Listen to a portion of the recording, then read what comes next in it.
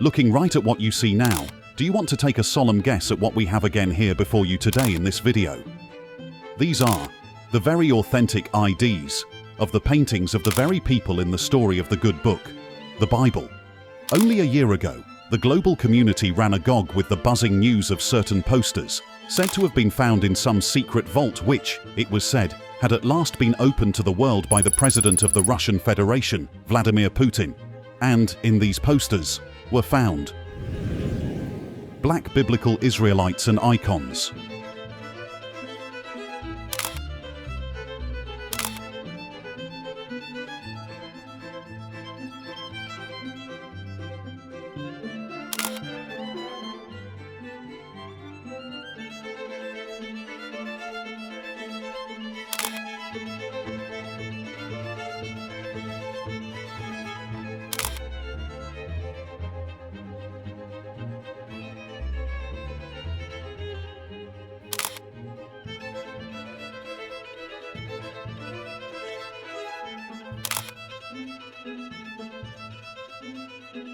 For centuries, Western art has portrayed biblical figures as white Europeans, but ancient icons and artifacts stored in Russia's vault reveal a startling truth. Many biblical icons were, in fact, black. There are a whole load of them, hundreds and thousands of iconic paintings, some with familiar names that we know of in the scriptures, while there are also many others with names we do not even know, nor have we ever heard of. But the remarkable thing is, the saints in these paintings are all blacks.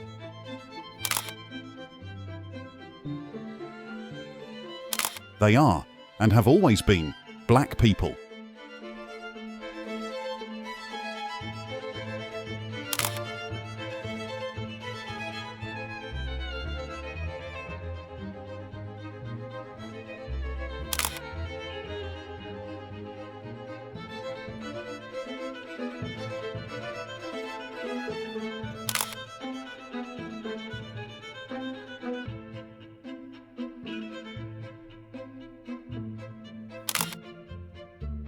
By these revelations, it is finished. No more doubts on the identity of blacks in the world's biblical history any longer. Would you like to know why? Because these paintings are all Byzantine artwork. Now, let's get you enlightened on why you must take any art called Byzantine very seriously. If you've witnessed the enticing classic ornaments and decorations in Christian churches around the world, those are perhaps the legacy of Byzantine art. Cities like Ravenna, Italy, Kiev, Ukraine, or Novgorod and Moscow, Russia, are the epicenters of artworks that were produced during the Byzantine era.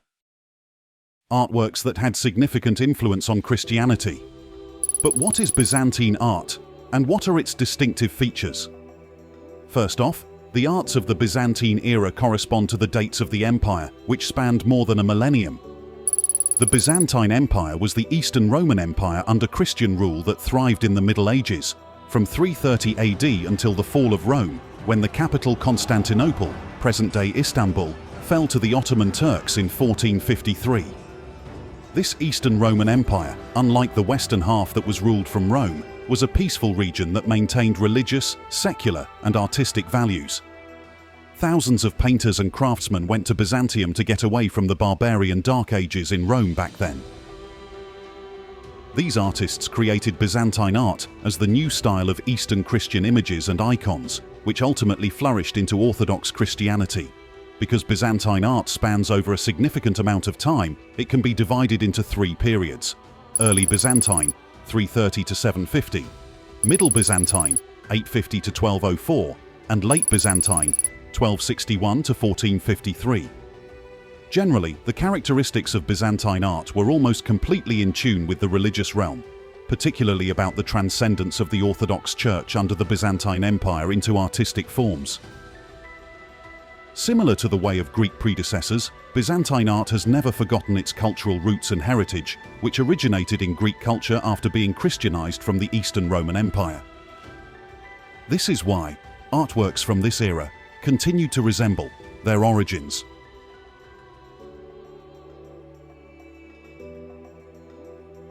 So, just know this. Any old painting you are told is originally Byzantine reflects the exact image of what has been painted. Because, in Byzantine art, there are no alterations. It is an artistic preservation of history, just the way that history is. This isn't the first time, however, that these icons would surface in the public eye. The first time they were displayed by the Russian Federation was no less than 15 years ago in Moscow. Icons dating back to the 14th century brought together from private collections across Russia. It's very beautiful. It gives you goose pimples. It's a remarkable exhibition. It's an exhibition which feeds the senses. Everything is so grey outside at the moment, and here suddenly it's a feast for the eyes. And it's a feast that marks 100 years since religious icons started to be recognised as works of art. Before then, they were mainly viewed as religious objects, often left blackened over the centuries by the passage of time and added layers of paint. When we learned how to remove the dark layers, we discovered... And just wait there a minute, viewers. Did you hear that? Let's go at it again for a second, shall we? When we learned how to remove the dark layers, we discovered... Did you hear that again now? When we learned how to remove the dark layers, the lady just said. For those of you who might not have heard the first rewind clearly, let's go over this again for the final time. When we learned how to remove the dark layers, we discovered... Yes, that's the part. The images were whitewashed, and then the other old paintings were hidden in vaults all over Europe and Russia. When we learned how to remove the dark layers, we discovered an overwhelming beauty, to such an extent that it shocked André Matisse, who was in Moscow at the time. He said, "It's here that artists should come to learn to paint, not to Italy." But today, only a small number of these masterpieces remain. Most were destroyed during the Soviet era. These icons are the survivors. If museums hadn't saved them, they wouldn't exist today. There are 50,000 icons in Russian museums. Before, there were millions. As we can well hear, there used to be millions of these icons back in the days. But today, only a small number of these masterpieces remain, as most were destroyed during the Soviet era. The icons you see here are the survivors of what's left, and they are no more than 50,000 icons. If museums hadn't saved them, they wouldn't exist today. But now the future of this part of Russian heritage is up for debate. Are the icons best held by museums, or should they be returned to the country's churches? The second time some of these icons were displayed would be 13 years ago, in Rome, where an exhibition of 40 Russian icons, ancient pieces of art, ranging from the 15th to the 20th century, which were once hidden after the October Revolution of 1917, left the Federation for the first time. These sacred pieces have been preserved from the anti-religious destruction at the time. The Castel Sant'Angelo in Rome is currently hosting an exhibition of 40 Russian icons that have left their country for the first time. They are pieces of art that were hidden after the October Revolution of 1917 in order to protect them from anti-religious destruction. It's the first time that a large number of Russian icons have come here to Italy. In addition, here are a dozen examples that have never before been moved. They appear for the first time in our catalog. Icons are usually painted on wood and meant to represent saints or sacred elements. The Orthodox tradition considers them as if they were the gospel, inspirations of God through the hand of the artist. Their deep symbolism is reflected from the meaning of icon as a representation or vision from another world. The wood evokes the Holy Cross through its gold background, divine light, and the cloth attached to the wood evokes the cloth that covered the body of Jesus Christ. Without a doubt, they have a great importance and a fundamental recognition in Russia, because the icons represent for Russia what the pyramids represent for Egypt, or the temples to the Greeks. The exhibition shows icons ranging from the 15th century until the early 20th century.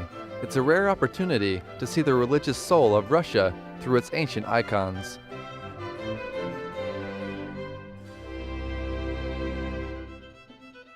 Only these icons were not as much as the vast varieties, which were found in the century-old secret vault that was opened to the world over a year ago by the President of the Russian Federation, while the Ukraine and Russia war dragged on.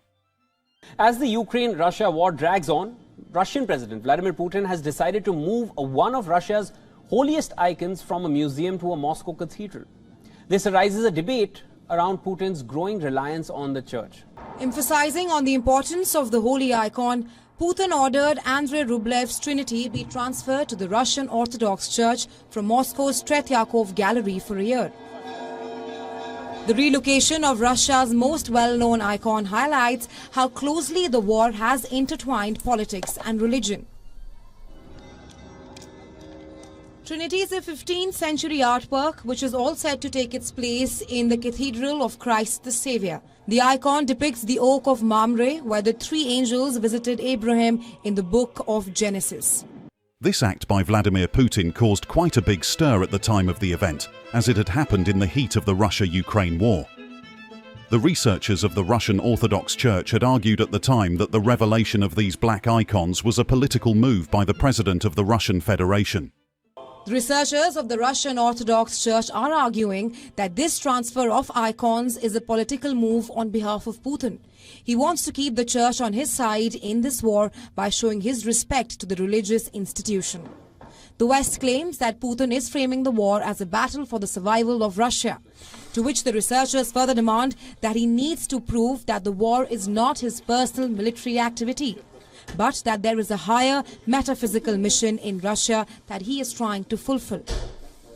In the past, several Russian propagandists have used Christian symbolism about fighting the devil. They have even used Antichrist symbols to rally support for a war that has gone on much longer than the expectations. The West says that it just wants to help Ukraine defeat Russia on the battlefield. Despite all said and done, the solemn truth remains that the question of whether the act of revealing these black icons was some political move or not for President Putin doesn't matter, or compare to the nobility, humanity, and honesty of the act behind the unveiling in essence.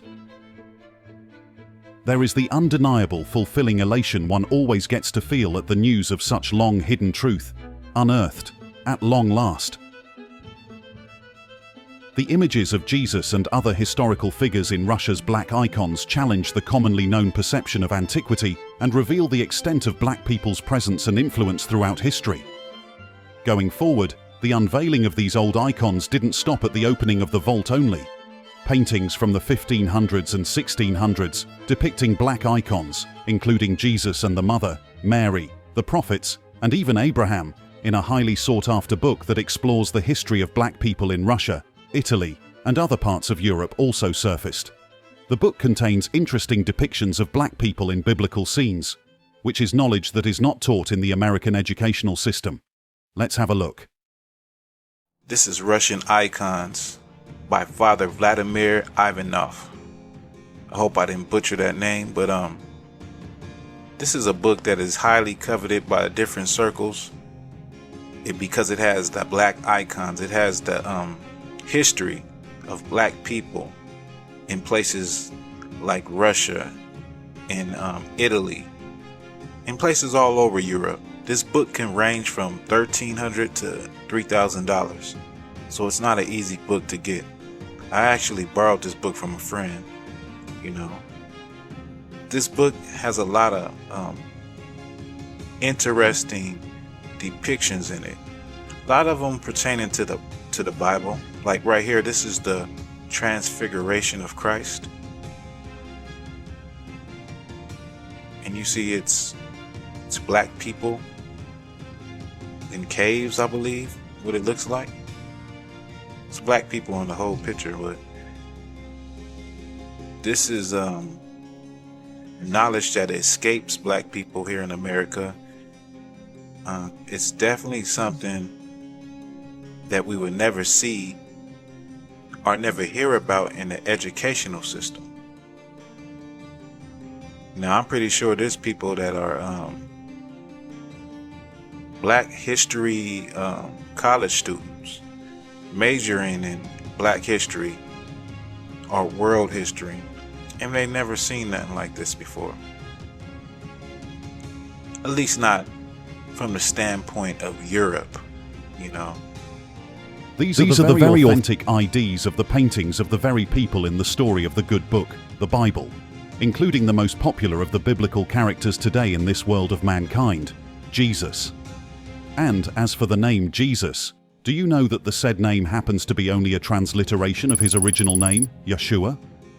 Which even makes one never stop to wonder what the changing of people's names, blacks to be precise, actually means to the white racist. However, let's not veer from the course of the subject in hand. The truth of the matter is, it is no longer news that virtually the entire character in the good book have all been confirmed black. This is the crucifixion of Christ, and in it we see angels, black angels. The people surrounding him are black.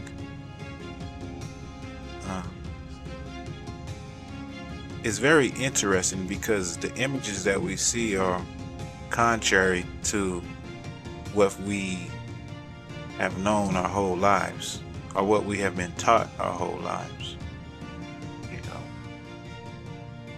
like I'll say it again, like these type of images of antiquity escape black people here in America, and I can say all people, for in general, just people in general don't know. I'm pretty sure there's plenty of Caucasian people and people of all nationalities that don't know the extent that black people covered the earth. And in many cases, like here, like what you see, were in rulership positions. Like this looks like a king flanked on each side by his different priests, his wife, it looks like, and different high priests. I don't know what king it is. It is, of course, some solid fact that most people do not know until date the extent to which black people lived in the past, and even ruled in their time. This is due to the whitewashing stereotypes which had begun taking place since the time of the Renaissance. This is an image of John the Baptist. This is an image of Elijah. And around him is scenes from his life. Kind of like a movie, which is a pretty neat way to do a painting.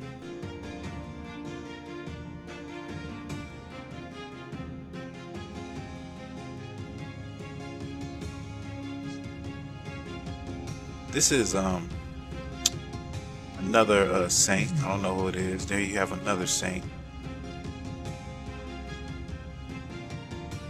As the book, as you get closer to the end, the icons start to lighten up. You can well see that the images begin to lighten afterwards at the ending. This clearly depicts the gradual change caused by the whitewashing evil of falsehood that followed afterwards and altered things that were. The unveiling of these icons is a powerful testament to the enduring strength of truth. The authenticity of these paintings compels us to re-evaluate our understanding of the past, particularly regarding the presence and representation of black figures. For centuries, these figures may have been shrouded in obscurity, but their rediscovery sheds light on previously untold stories, standing as a challenge to long-held assumptions, prompting us to rewrite history with a more inclusive lens. Many Russian icons were destroyed or sold abroad by agents of the Soviet government. Some were hidden to avoid destruction or were smuggled out of the country. Since the fall of communism, a number of icon painting studios have again reopened and are painting in a variety of styles for the local and international market. Many older hidden icons have also been retrieved from hiding or brought back from overseas. In closing, these discoveries shatter the myth of a white biblical narrative, confirming the diversity of ancient civilizations. As we unearth the hidden treasures of Russia's secret vault, we are reminded that history is not always what it seems. The revelation of black biblical icons challenges our assumptions and shakes the foundations of traditional narratives. We are forced to confront the reality that our understanding of the Bible and its characters has been filtered through a lens of Eurocentrism. But today, we reclaim black heritage. We rediscover the rich cultural tapestry of the ancient world, where Africa and Asia played pivotal roles in shaping our shared human story. The black biblical icons in Russia's secret vault are more than just artifacts. They are keys to unlocking a more inclusive and authentic understanding of our faith. They remind us that the message of love, redemption, and salvation knows no racial or ethnic bounds. As we gaze upon the images of Yeshua, Moses, and other biblical figures, we see reflections of ourselves, diverse another, vibrant, and beautiful. We are thus reminded that our stories, our cultures, and our identities matter. This brings us to the end of yet another interesting video segment. Kindly support our works by hitting the thumb button, share with family and friends to keep spreading our eye-opening contents, and subscribe to stay tuned in always if you are yet to. We are glad to have you with us on this journey. Thank you for watching, and see you in the next video.